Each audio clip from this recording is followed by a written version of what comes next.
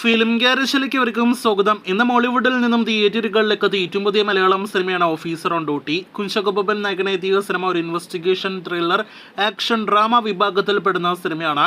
ജിത്തു അഷ്റഫ് സംവിധാനം ചെയ്ത് തിയേറ്ററുകളിലേക്ക് എത്തിയ സിനിമയുടെ ആദ്യ ഷോ പൂർത്തിയാക്കപ്പെട്ടിരിക്കുകയാണ്. ആദ്യ പ്രതികരണങ്ങളും വന്നു തുടങ്ങിയിരിക്കുകയാണ്. അത് പ്രകാരം ഈ സിനിമയെക്കുറിച്ച് നേരത്തെ പ്രതീക്ഷിച്ച പോലെ തന്നെ സിനിമ ഇപ്പോഴത്തെ പോസിറ്റീവ് അഭിപ്രായങ്ങൾ നേടിയെടുത്തിരിക്കുകയാണ്.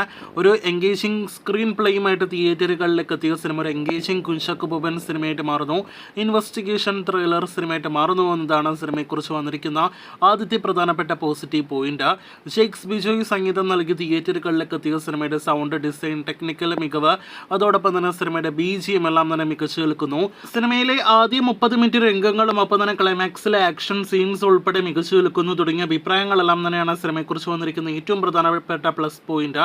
ഇതിനെല്ലാം തന്നെ ഉപരി അഭിനേതാക്കളുടെ പ്രകടനം, അതോടൊപ്പം തന്നെ സിനിമയിലെ വില്ലൻ ഗ്യാങ്ങിന്റെ പ്രകടനം കൂടി നല്ല അഭിപ്രായങ്ങൾ നേടിയെടുത്തതോടെ ആകെ മൊത്തം ഓഫീസർ ഓൺ ഡ്യൂട്ടി എന്ന സിനിമ ഒരു പോസിറ്റീവ് അഭിപ്രായം മൊത്തം നേടിയെടുക്കുന്ന ഒരു കാഴ്ചയാണ് നാം കാണുന്നത്.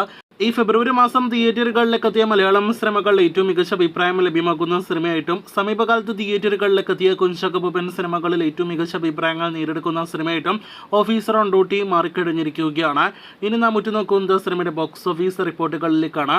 കാത്തിരിക്കൂ സിനിമയുടെ ആവേശകരമായ കളക്ഷൻ അറിയാനായിട്ട്.